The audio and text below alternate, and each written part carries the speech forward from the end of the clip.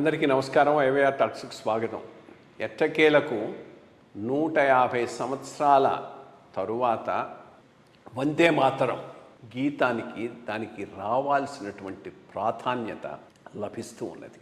ఈ ఆగస్టు 15వ తారీఖున జరిగే స్వాతంత్ర్య దినోత్సవ సంబరాల్లో రెడ్ ఫోర్ట్ దగ్గర ప్రధాని సమక్షంలో మొట్టమొదట వందే మాతరం ఆలపించబోతూ ఉన్నారు. ఫుల్ వందే మాతరం ఆలపించబోతూ ఉన్నారు.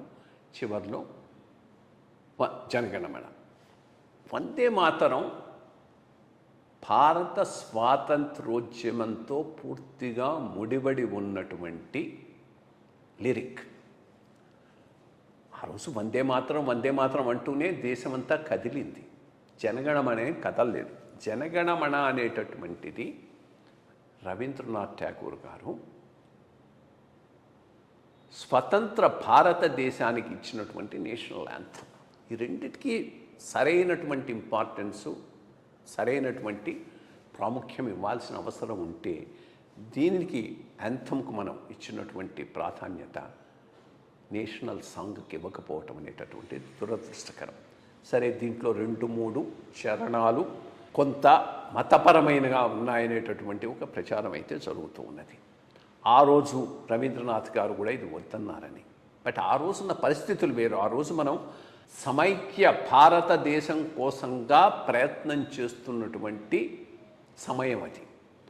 అప్పుడు ముస్లిం సెంటిమెంటును మనం అగౌరవపరచకుండా ఉంటే దేశమంతా కలిసి ఉంటుండేటటువంటి భావన కొంతమంది జాతీయ నాయకుల్లో ఉంది. కానీ అదేమి సఫలం కాలేదు. చివరకు వాళ్ళు సపరేట్ అయిపోయినారు, వెళ్ళిపోయినారు. వెళ్ళిపోయిన తర్వాత కూడా రెడ్యూస్డ్ ఆర్ బైఫర్కేషన్ తర్వాత ఉన్న భారతదేశంలో వందే మాతరానికి అంత ఇంపార్టెన్స్ ఇవ్వకపోవటం అనేటటువంటిది దురదృష్టకరమైనటువంటి విషయం. Including those lines. ఎందుకంటే ఒక దేశాన్ని మాతలాగా దుర్గలాగా అనుకొని కీర్తించటంలో నామూషీయం ఉండాల్సినటువంటి అవసరం లేదు.